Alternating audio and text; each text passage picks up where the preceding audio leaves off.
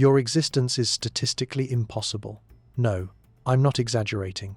Did you know your bloodline survived something that killed 98.7% of humanity? Not a plague, not a war, not an asteroid. A climate catastrophe so brutal it lasted longer than all of recorded history.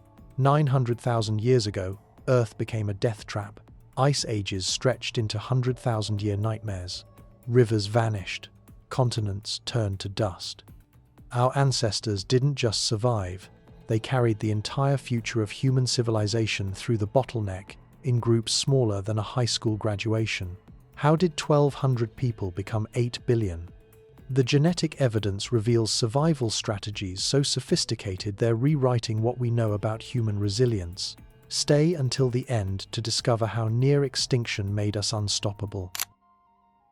To understand how precarious our survival became, you need to picture Earth 930,000 years ago. This wasn't the world of Homo sapiens. We wouldn't exist for hundreds of thousands of years. Instead, our archaic ancestors lived in scattered groups across Africa and parts of Eurasia, struggling through one of the most brutal climate transitions our planet has ever experienced. The mid-Pleistocene transition was rewriting Earth's rules. For millions of years, ice ages had followed a predictable 41,000-year rhythm, like a planetary heartbeat. Glaciers advanced and retreated in cycles that life could adapt to. But around 1.2 million years ago, that heartbeat began to stutter. The cycles stretched longer, deeper, more punishing. Ice sheets didn't just advance, they dominated. What had been manageable cold snaps became 100,000-year death grips. In Africa, where most of our ancestors lived, the consequences were devastating. Monsoons faltered. Rivers that had flowed for millennia turned to dust. Vast lakes shrank to puddles, then disappeared entirely. The lush savannas that supported diverse communities of early humans became harsh, patchy landscapes where survival was a daily gamble. Food webs collapsed. Migration routes closed. Groups that had thrived for generations found themselves trapped in shrinking refuges, cut off from each other by expanding deserts and hostile terrain. The fossil record from this period tells a haunting story. Between 950,000 and 650,000 years ago, hominin fossils become scarce across Africa and Eurasia. It's as if our ancestors simply vanished from the archaeological record. Some researchers call it the fossil gap, a dimming of evidence that coincides exactly with the climate upheaval. Where once we find abundant traces of human activity, we discover mostly empty caves and barren landscapes.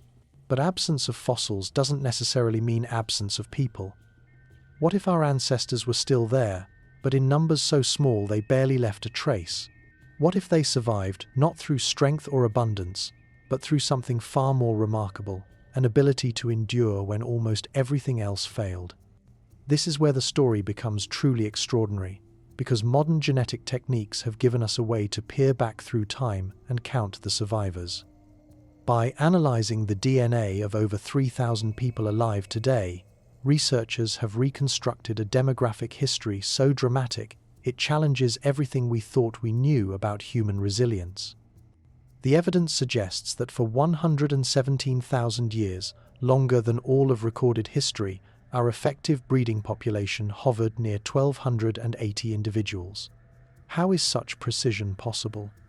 And what does this staggering bottleneck reveal about the ancestors who carried our future through Earth's darkest ecological crisis?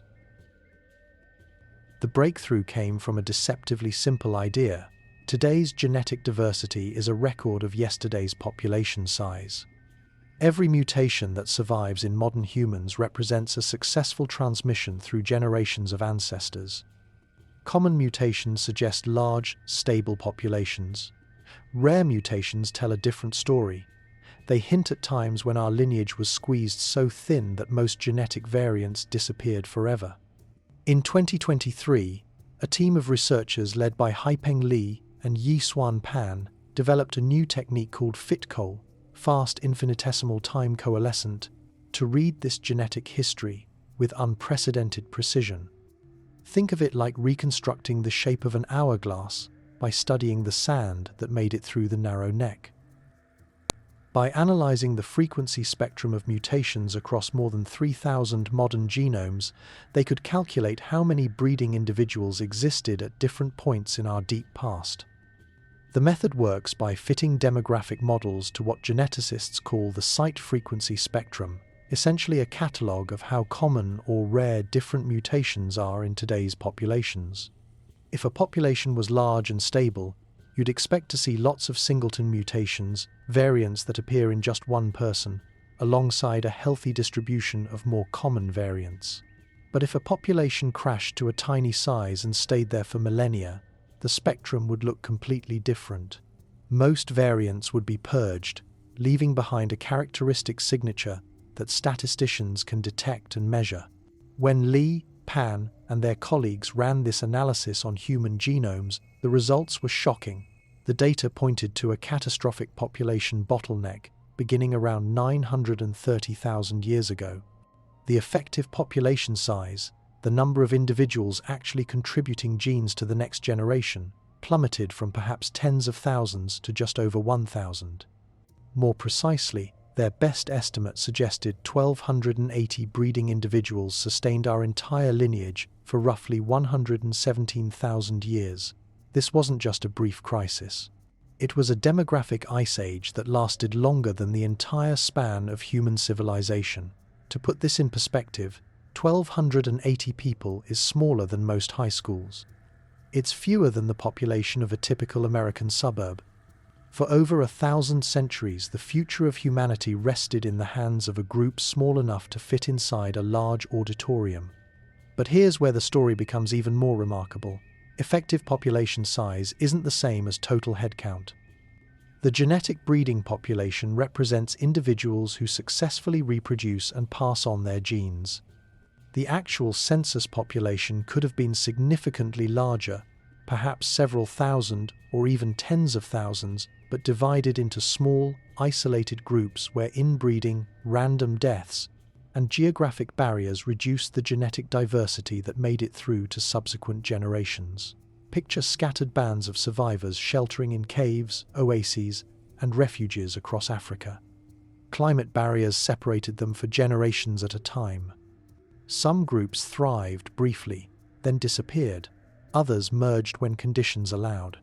The genetic signature we see today reflects not just the smallest groups, but the cumulative effect of this complex, fragmented survival strategy playing out across millennia of environmental chaos. The implications stunned researchers.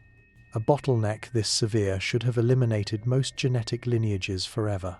The fact that we survived suggests our ancestors possessed something extraordinary, not just individual resilience, but collective strategies for maintaining genetic and cultural continuity even when scattered across impossible landscapes.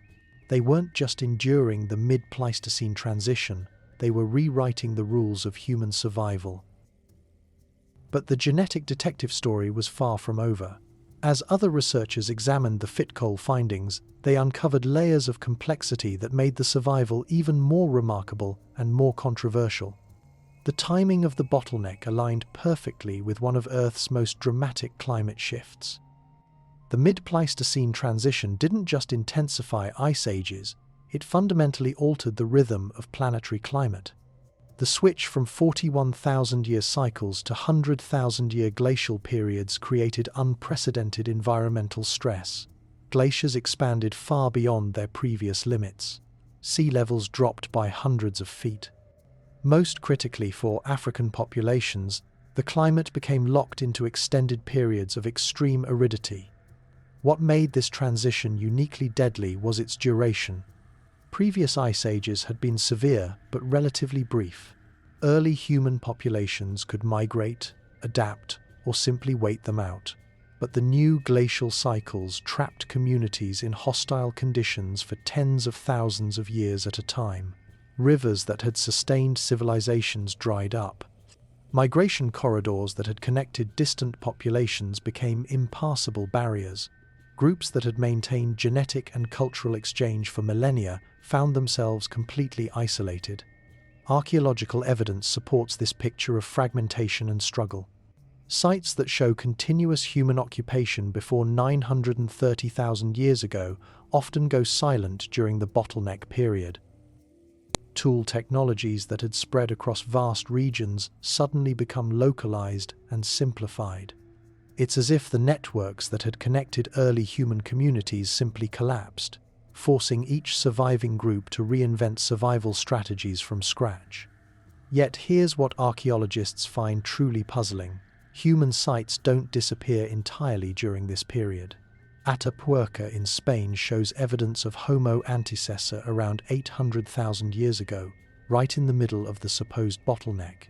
Dmanisi in Georgia, Flores in Indonesia, and scattered African sites all suggest that humans maintained some presence across their range even during the worst of the crisis. How could populations be simultaneously nearly extinct and yet still leave traces across multiple continents? The answer may lie in the difference between genetic survival and physical presence. Small, isolated populations can persist for centuries while contributing little to the overall gene pool.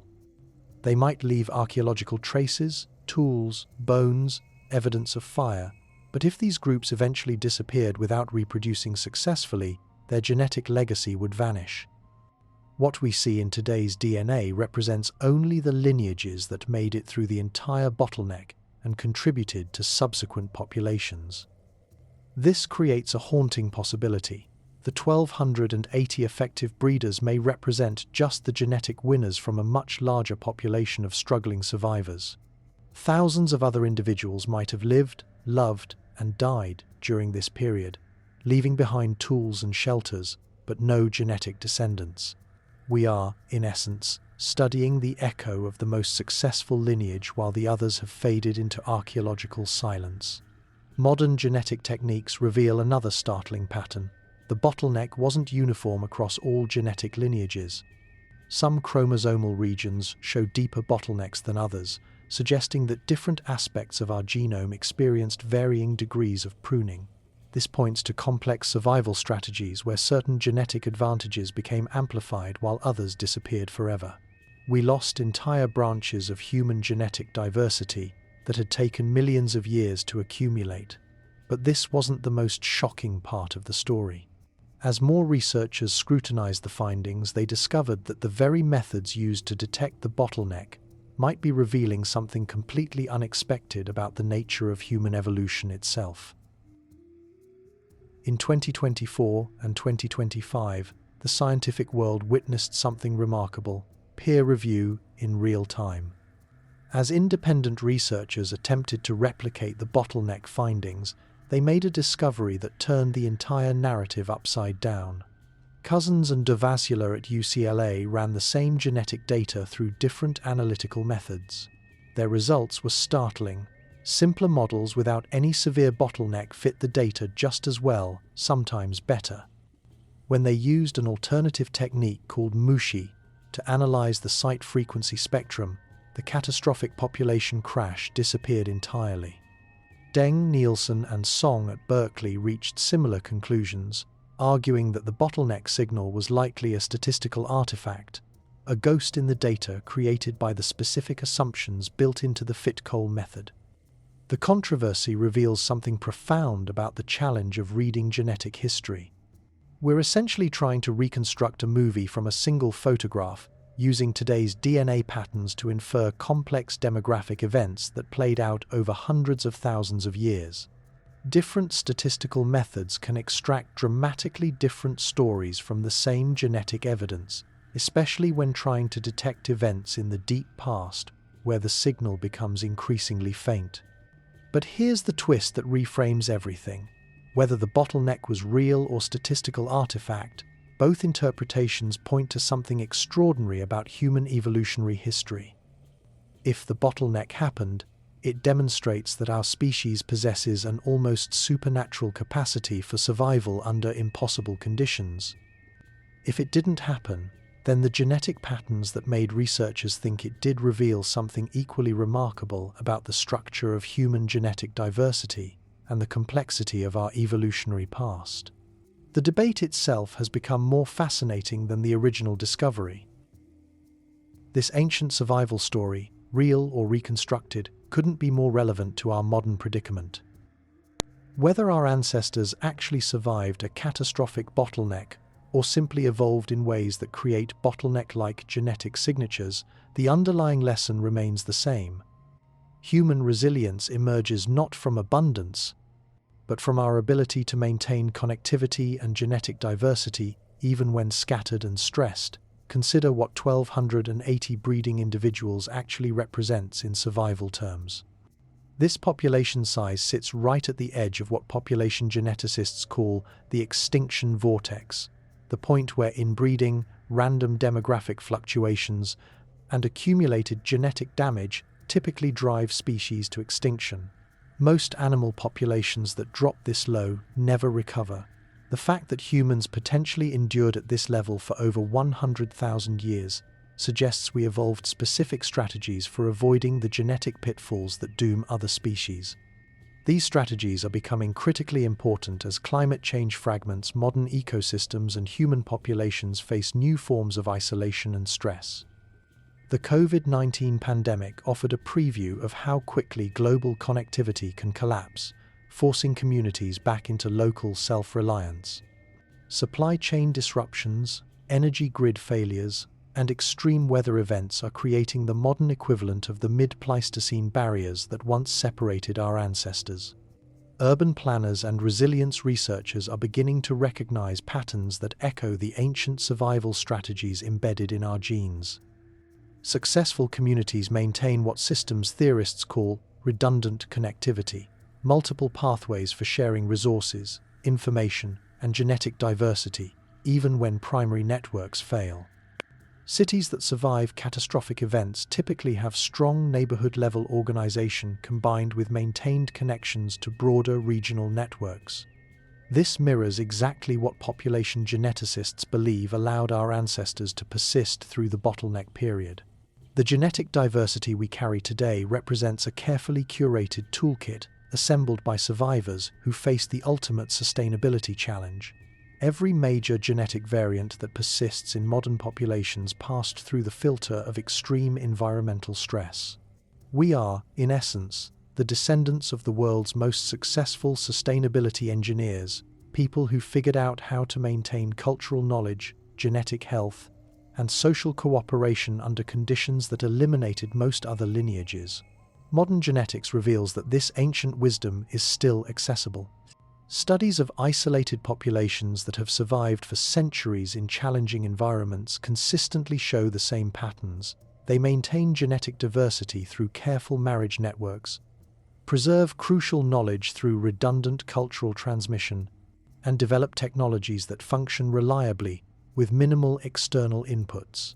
These communities offer living examples of the survival strategies that carried humanity through its darkest period. Climate scientists studying ecosystem collapse and recovery have found that the most resilient systems share characteristics that mirror successful genetic bottlenecks.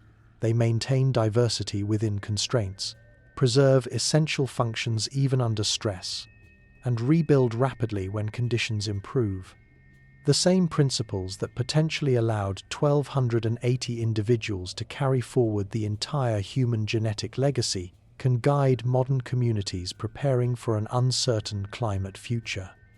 The bottleneck research, regardless of its ultimate validity, has revealed something crucial about human genetic architecture. We are built for survival under extreme conditions. Our immune systems, cognitive flexibility, and capacity for cultural adaptation all show signs of having been shaped by periods of intense, selective pressure. We carry within our DNA the solutions to problems our ancestors faced when the world itself seemed to be ending. This genetic heritage becomes critically important as we face challenges that require exactly the same skills, maintaining diversity and cooperation under stress, preserving essential knowledge when communication networks fail, and rebuilding quickly when conditions improve. I'm particularly curious about genetic diversity in your own family or community. Many people discover through DNA testing that their heritage includes surprising connections to distant populations, evidence of the long-distance networks that kept human communities connected even during the most challenging periods of our history. Do you see examples in your own ancestry of people who traveled vast distances, maintained connections across cultural barriers, or preserved crucial knowledge through difficult times? These questions matter because whether the bottleneck happened or not, we're clearly descended from people who were exceptional at surviving under impossible conditions. Understanding those strategies could be crucial as we face our own period of rapid environmental and social change. The mystery of humanity's potential near extinction reveals something profound. We are the descendants of the ultimate survivors. Whether 1,280 people actually carried our future through 100,000 years of climate chaos, or whether more complex evolutionary forces created genetic patterns that look like a bottleneck, the message remains the same. Human resilience isn't about individual strength, it's about maintaining connectivity and diversity even when everything seems to be falling apart. But this bottleneck story opens an even deeper question. If our ancestors survived the mid-Pleistocene transition, what other impossible challenges did they overcome that we haven't discovered yet? The same genetic techniques revealing ancient population crashes are uncovering evidence of interbreeding with mysterious hominin species, migrations across impossible distances, and technological innovations that shouldn't have been possible with the tools available. Each discovery rewrites what we thought we knew about human capability. If you found this exploration of ancient survival fascinating, consider subscribing for more deep dives into the hidden engineering of human evolution.